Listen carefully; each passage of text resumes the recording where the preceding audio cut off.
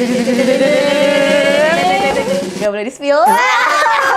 Kayak kurang aja gitu kalau ada organisasi nggak ada yang nama Cinlok. Betul. Kamu?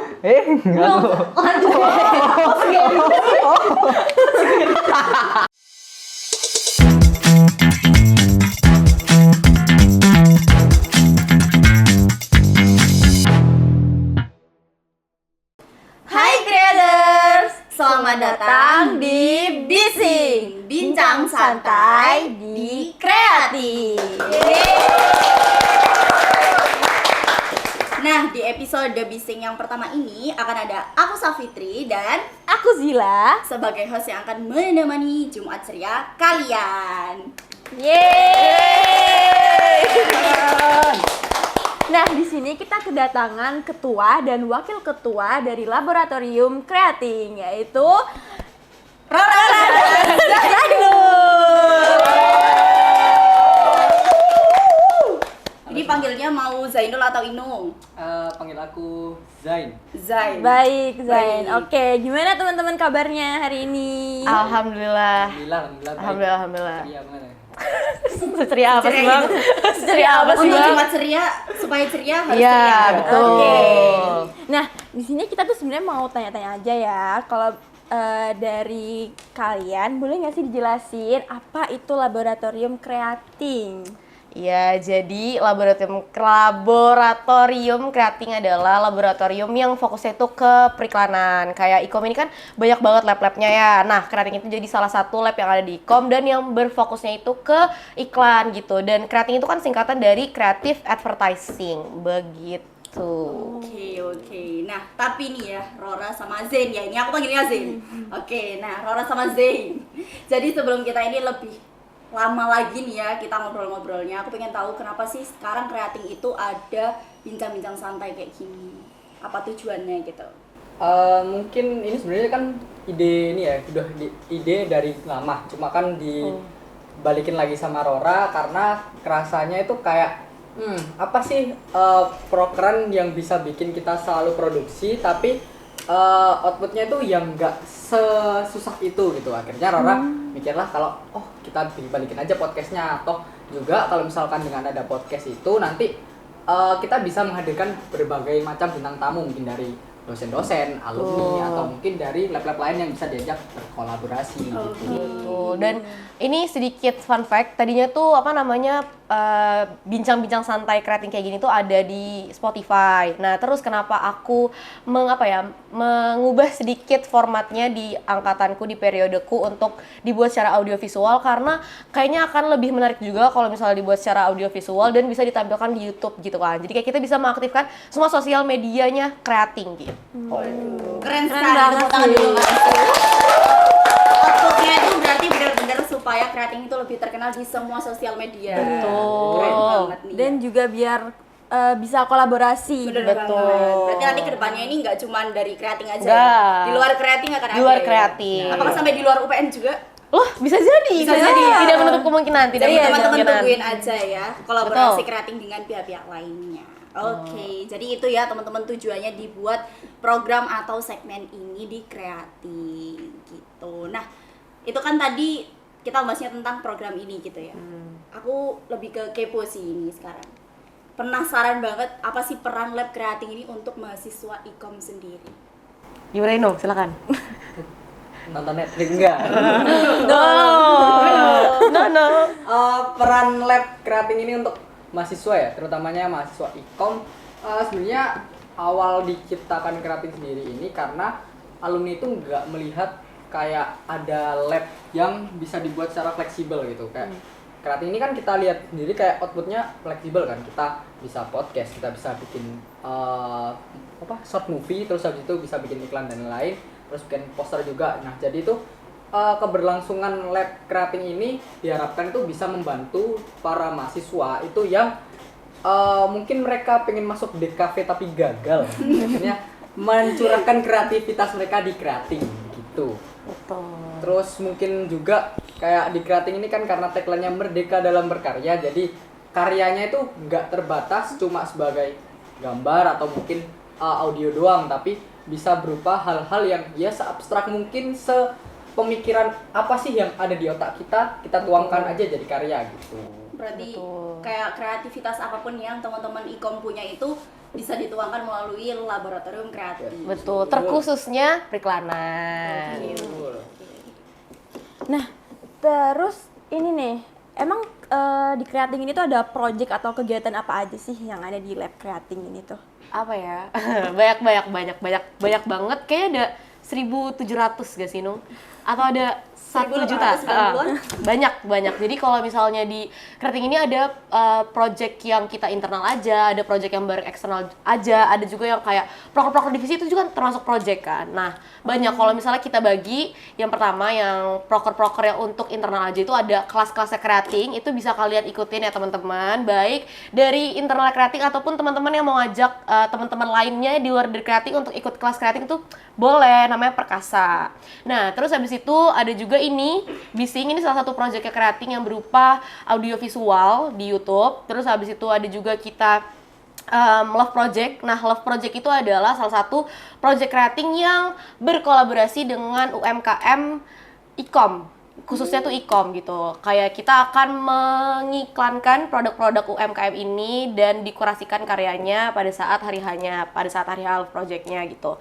Terus habis itu setelah Love Project ada juga Start Project. Nah, Start Project ini sebenarnya khusus untuk internal aja, untuk AM khususnya, itu first event-nya AM. Jadi kayak mereka nanti akan buat event dan itu kita terserah, kita bebaskan untuk AM ini berkarya mau kayak gimana pun dibuat first eventnya gitu. Jadi terserah mereka, mau mereka bikin art exhibition, mau mereka bikin talk show, terserah gitu. Terus habis itu selanjutnya ada company visit. Jadi company visit itu adalah kita akan ngunjungin agensi-agensi iklan untuk belajar nih kira-kira apa sih yang bisa diterapkan di Creating gitu, atau gimana sih sebenarnya dunia periklanan yang sesungguhnya kayak gitu. Terus ada juga Mahakarya. Nah, Mahakarya ini kita baru aja laksanain tahun lalu dan kita kolaborasi sama Wipos. Jadi Mahakarya ini tuh kurang lebih kayak event akbarnya gitu nggak sih? Jadi di Mahakarya ini kita bikin banyak banget karya, dari mulai art exhibit, terus kita bikin juga iklan, terus kita ada talk show juga gitu, banyak. Terus sabar guys, sorry guys. Terus habis itu ada juga produksi akbar, terus banyak deh pokoknya. Banyak banget. Terus prokeran Creating itu kalau misalkan yang dijelasin Rora itu tadi sebuah proker yang bisa dibilang adalah formalnya. Betul. Di Creating sendiri tuh ada beberapa proker yang non formal gitu, kayak ada namanya Chance Bar, terus habis itu Creating Sport, Creating e-sport, Mancing. Creating mancing. Mancing seru Creating, kayaknya ya. iya banyak banget. Creating bakar-bakar, Creating bakar rumah, enggak ada. bahaya. No. Jadi kayak gimana pun kalau misalkan prokernya hanya kebatas ke yang formal, takutnya nanti SDM dari Creating sendiri bisa stres loh. Iya. Bener banget Jangan sih. sampai stres loh teman-teman. Berarti sebanyak itu ya project-project yang ada di Creating itu sendiri. Kalau yang paling deket ini apa sih proyekannya? Boleh di-spill nggak? Atau nggak boleh? Spill gak yuk? Nggak ya. Tapi terdekat ini adalah, kalau misal untuk yang formalnya kali ya, yang formalnya ada nggak boleh di spill. Nggak. Penasaran ya, Penasaran. Jadi buat teman-teman, ini buat AM atau untuk apa nantinya yang project selanjutnya? Nah, project selanjutnya. Clue-nya aja deh. Clue-nya adalah Unif. Unif. Udah tingkatan Unif. Jadi kayak kita akan teman-teman eksternal bisa ngelihat Creating di sana, teman-teman internal juga akan kayak sama-sama bersinergi memperlihatkan Creating untuk pamer gitu lah ya istilahnya. Pamer, kasarannya pamer gitu ya. Pamer, kasarannya Flexing ke luar sana Betul. gitu ya. Keren Ini loh apa sih Creating. Creating, Bos. Oke. Tenggol dong. Hahayu. Tapi ternyata tuh ini ya, selain ada proker-proker yang formal, ternyata kan ada yang non formal. Iya, bener Itu kan pasti bakal kayak menumbuhkan rasa kebersamaan gak sih? Betul. Kekeluargaan. Betul. Iya, Bener, bonding itself. Iya, karena aku ngerasanya kayak apa ya, kan kita tuh udah kuliah capek ya, Re. Iya. Kayak kuliah tuh capek, terus ditambah lagi kalau misalnya, ini kan hitungannya organisasi, dan kalau misalnya kita formal-formal terus pasti akan burn out gitu loh. Jadi kita pengen Creating ini juga jadi salah satu punya stress relief-nya gitu loh. Kayak gimana caranya kita kayak pusing banget sih.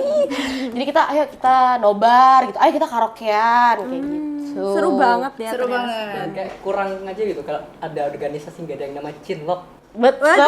Waduh, ya maksudnya ya. Itu dia Cinlok. Emang sebanyak itu ya? Ini jangan-jangan ini nih pengalaman pribadi nih. Loh. Waduh. Tuh. Jangan sampai jangan sampai ya teman-teman. Oke. Oke. Jadi kalau semisal yang tadi kan kita bahasnya tentang proker gitu ya, kegiatan-kegiatannya baik itu formal ataupun non formal gitu ya.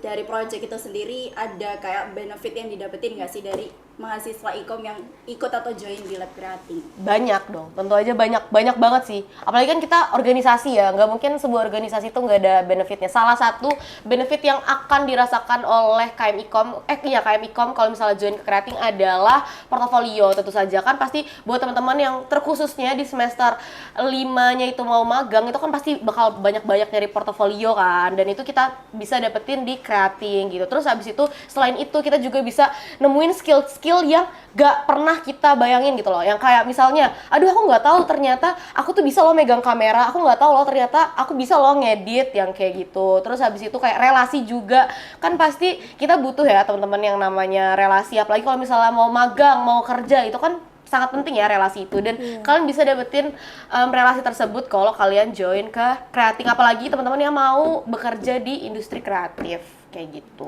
Oke, berarti benefitnya sebanyak itu ya, Iya. Zila? Sebanyak itu. Terutama buat yang mau ternak portofolio. Portofolio. Betul. Oke, tadi kan sempat bahas project, terus sekarang bahas benefitnya gitu ya. Kalau bahas project kan pasti ada kerjasama, ada kayak membangun apa ya? Rumah Rumah tangga kan? pasti kan ada kolaborasi dengan pihak-pihak lain gitu ya, terutama di industri periklanan. Nah, ada nggak sih Creating itu kayak membangun kolaborasinya dengan pihak lain gitu, entah itu di dalam UPN atau di luar UPN gitu? Ada nggak? Kalau buat kolaborasi sih, Creating udah beberapa kali melakukan project yang beneran pakai klien nih, klien serius gitu.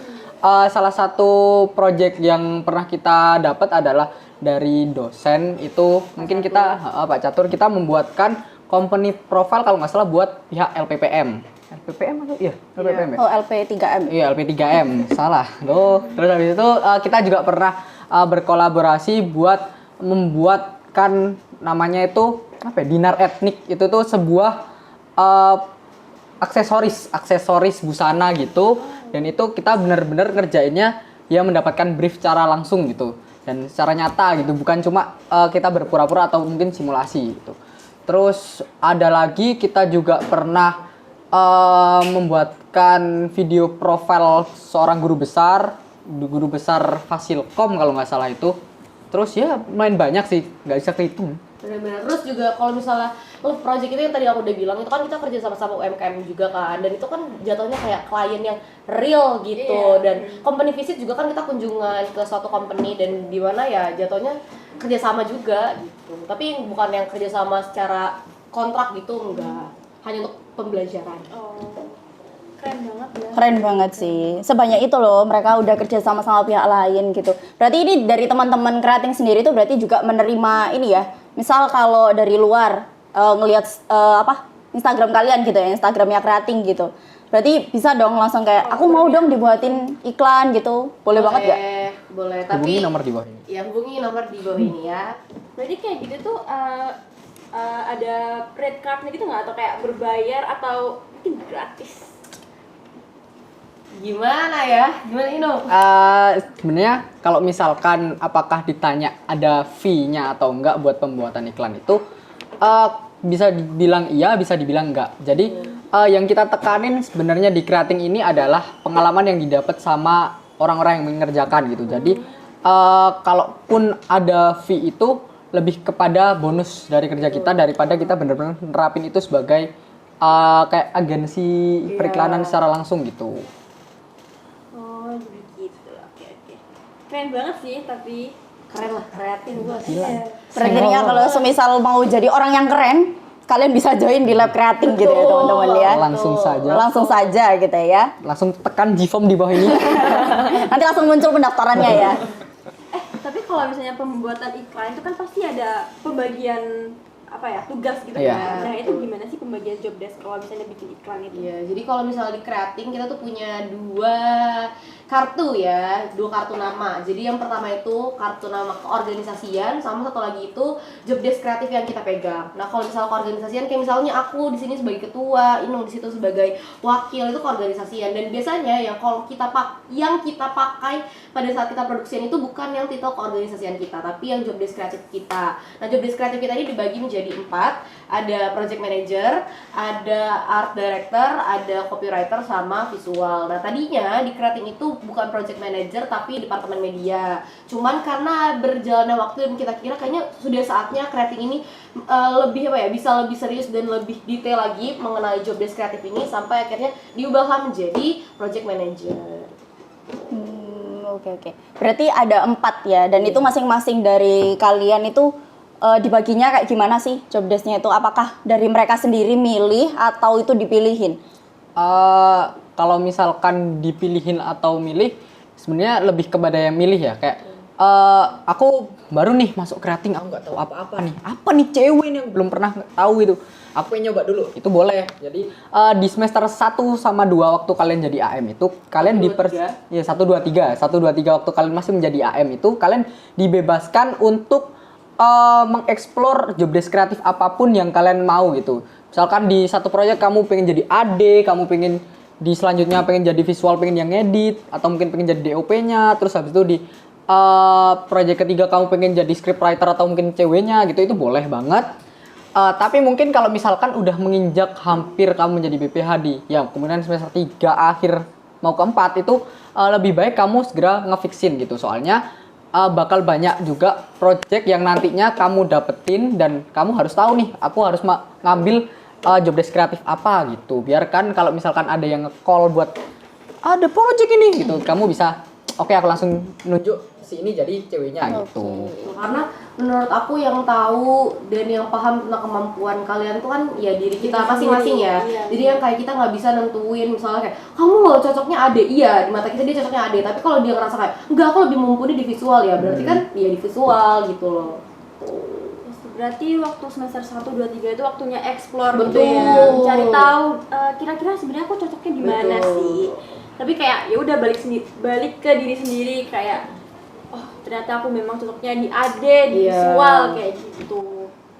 Aku ini sih, aku pengen tanya, kalau kalian berdua ini selama kalian dari semester 1, 2, 3, kalian paling sering itu ambil job desk apa? Job desk kreatif apa? Apakah AD dari wajah-wajah kalian 1, ini? 2, 3 visual. Aku DM. Kalau aku DM. Ya. Nggak sih, aku macam-macam sih, Iya. cuman mostly aku pasti dimasukinnya ke DM. Tapi sekarang aku ngambilnya AD. Aneh loh. Alasannya apa? Alasannya kalau Salah kamu jalan, ngambil teman-teman salah jalan. Jadi kalau aku emang sebenarnya karena aku di semester 1 dan sampai semester 3 itu masih mengeksplor dan mencari tahu, jadi yang kayak aku pengen coba-coba, dan alhamdulillahnya aku udah pernah masuk ke dalam 3 job desk. Jadi aku udah pernah masuk ke DM, AD, sama ke visual. Dan aku merasa di 3 job desk ini aku memang lebih cocoknya itu ke AD gitu, karena aku orangnya lebih suka mengkonsep, lebih suka yang kayak apa ya, mengatur, membuat, daripada harus berhubungan dengan klien gitu. Karena aku cukup kaku dan kurang bisa gitu ya, kalau misalnya harus ngobrol, nego sama kalian itu aku kurang bisa. Dan aku sama Inung ini beberapa kali selalu sekelompok. Dari awal first project ini kita sering banget sekelompok. Wah, berarti bestie forever banget. Bestie ya? Bestie atau nantinya? Eh, No. Sudah sampai situ saja ya. Framing Jangan lo. dilanjutkan Gak punya teman-teman. pacar nih nanti. Kamu? Enggak lo.